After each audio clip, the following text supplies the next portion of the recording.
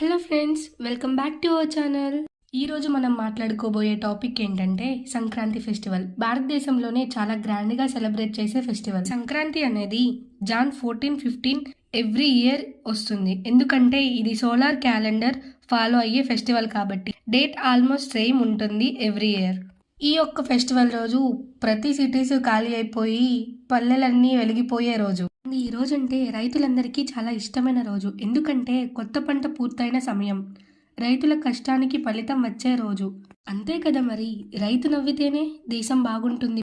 ఇంకా సూర్యుడు మకర రాశిలోకి అడుగుపెట్టే రోజు కదా. ఇట్స్ మీన్ ఇంకా చలి చాలురా బాబు నేనొస్తాను అని సూర్యుడు లేచిన రోజు. కావాలంటే మీరు ఒకటి అబ్జర్వ్ చేయండి, ఇన్ని డేస్ కన్నా ఈరోజు చలి కొంచెం తక్కువ ఉంటుందంట. నేనైతే మా వీరభద్రుడికి అండ్ తలుపులం లాల్లోకి వచ్చేసాను. నేను ఇక్కడికి ఎవ్రీ ఇయర్ వస్తాను సంక్రాంతి రోజు. నేనైతే మంచిగా అమ్మవారిని దర్శనం చేసుకున్నాను, మీరు కూడా చేసుకోండి.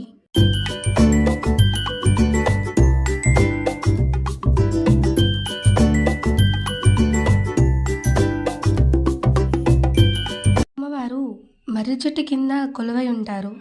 ఇంక ఈ అమ్మవారు చాలా పవర్ఫుల్ అని కూడా విన్నాను. గర్భిణీ అవుతుంది నా బిడ్డల సాక్షిగా చెప్తున్నా, ప్రామిసండి ఎంతో మందికి సంతానం ఇచ్చిందని తల్లి మహాతల్లి. అలా అమ్మవారిని దర్శనం చేసుకుని ఇంటికి వచ్చేసాము. ఇది మా ఊరు.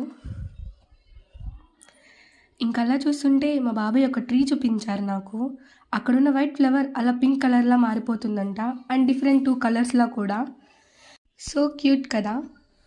నేను ఒకటి తీసుకుని వచ్చేసా ఇంటికి. మా అమ్మ మీద చెప్తుందంట, వినేయండి.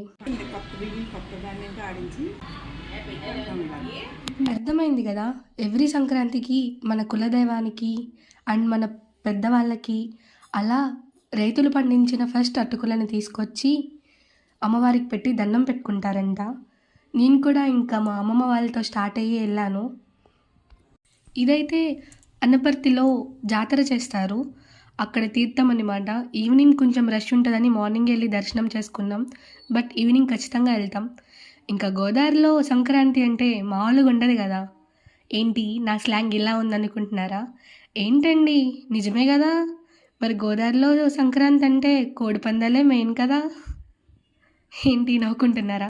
మన స్లాంగ్ ఇదేనండి బాబు. ఇంకా కోడి పందాలకి వెళ్ళకుండా ఎలా ఉంటాం, అందుకనే ఒకసారి కోడి పందాలకు కూడా లుక్ వేద్దామని వెళ్ళాం.